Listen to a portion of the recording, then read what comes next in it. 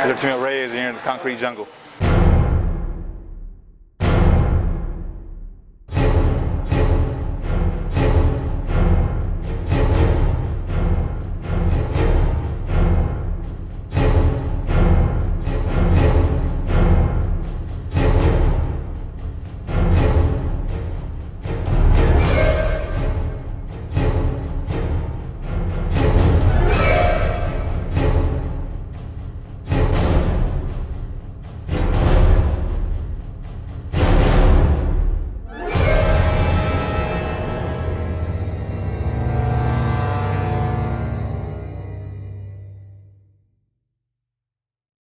Concrete jungle with Artemio King Reyes. Artemio, you had a spectacular first round knockout body shot in your last fight. Tell me about it. We were just Ruben told me to come out, stay relaxed, go out there and be patient, and look for the openings. And I dipped to the left side, and I saw his elbow up, so I just took the opening. Now, one thing I noticed is that at the beginning of the fight, you kind of let him do what he wanted to do. He got up a couple good shots, and then you went after him. What was the deal with that? Were you testing his strength out or something? No, I've always been a slow starter. I don't know, I got to just warm up and start adjusting to what he's doing. I like to see what kind of arsenal he has, how he throws his punches, where the openings are. You know, study my opponent, and then from there I start closing the gap. I mean, I wouldn't exactly call that taking time to warm up. I mean, because when the time was right, you hit him with that body shot. What did you see in this game that left that body open? He was kind of wide swinging. I noticed that he was opening up a lot, especially when he threw his right hand. He was picking his elbow as he was throwing it. So as I dipped over there, I saw it, and I took the shot. Now, one thing I wanted to ask you is, when you came out, the crowd was buzzing. King Reyes was in the air. Where does that come from? Fans, supporters, family, friends. Everybody that's been following me since I was amateur. Yeah. Now let's talk a little bit. How did you get into boxing? I got into boxing at age 18. I started just as something recreational. I wanted to do something different, from everybody that was from my friends. Everybody's always on street racing and stuff. So I wanted to do something different. I got into boxing. Started getting good as an amateur. And I pursued it.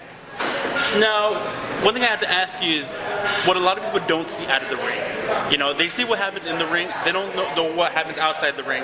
Outside the ring, you're a very busy individual. Tell me a little bit about stuff you do. Oh, I go to school full time. Right now I'm at RCC, transferring to Cal State San Bernardino next semester.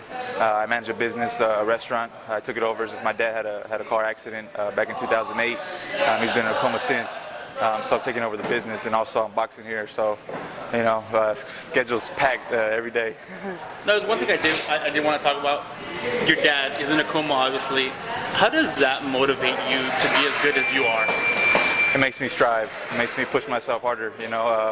Pretty much in the essence of feeling no pain. I tell myself this is nothing compared to what he's feeling or what he felt at the time of accident, and that motivation right there is what pushes me every day. There's sometimes when I'm in the ring and I'm like, Ruben's killing me, and I want to give up, but then I think about my dad and I say, you know what, no, this is nothing compared to that. So, his strength on the inside, he gives his condition is what pushes me forward, because I want him to be proud of his son, for pushing and becoming a world champion.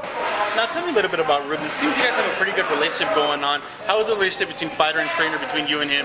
Oh, it's a good relationship. It's a good relationship. We come in, we understand each other. We become friends inside and out. We talk to each other, let him know what's going on. Problems, whatever. We talk about it. And he sees if I come in, and I'm tired, he still makes me work. So it's a good relationship. No hardships, none of that. Now you've been able to put together an impressive record. I believe you're 11-1. You only have that one loss to Mike Dallas. What happened in that fight? It was a unanimous decision. It was a 4-rounder. What exactly happened? It was a unanimous decision, 4-rounder. I started off slow. Like I said, I'm a slow starter. He caught me with a good shot in the first round that busted my nose. I started bleeding, and I didn't know how to respond to that for the first 2 rounds. I was lost. I couldn't breathe through my nose because I wasn't used to it. That was the first time, and also we didn't prepare for that fight. My trainer, we took a short notice, something that we shouldn't have done. As far as management goes, he shouldn't have done that. But I make no excuses. He was a better man that night. He did beat me. I came on strong the last couple rounds, and I almost knocked him out. He was holding on, but he took the victory. And since that fight, we've learned, to better prepare ourselves for every fight. Now, ever since then, you've also put a good combination of knockout victories.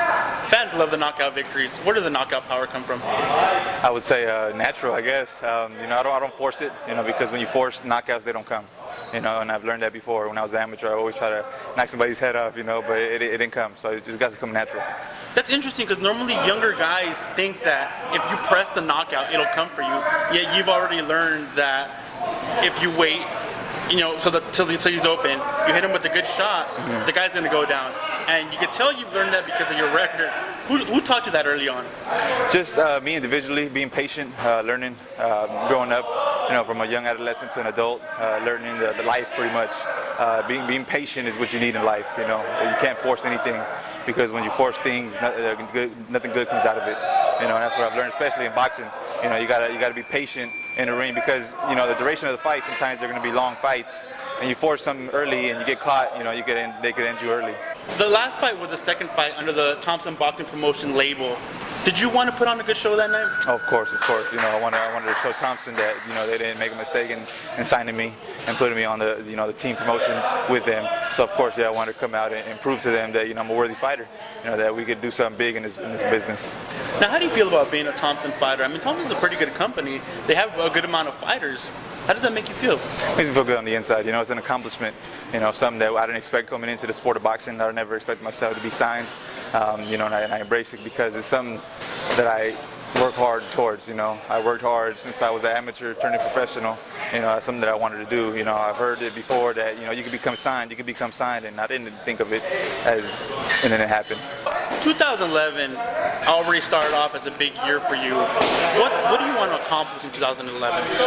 Whatever Thompson has in store for me, you know, I'm ready for whatever they have in front of me. What are your personal accomplishments that you would like to accomplish? In 2011, state title, regional title, you know, get ranked, and I want to be known and carry a title around my waist. It's funny because I just talked to your trainer. First thing you told me, you're going to be a champion one day. How does that make you feel? Makes me feel good, you know, that they have that kind of sight in me, you know, something that they see in me, you know, because of course that's something that we all strive for in the boxing world, you know, becoming a world champion. If you were to tell something to all the fans of Ontario, go check out your fight, what would you tell them? I'll tell them to come out, check out my fight, you know, I'm going to go out there and give it 100% and put on a show for all you fans out there that, you know, come out to see me and support me, and I will deliver a show for you guys. And I appreciate your support.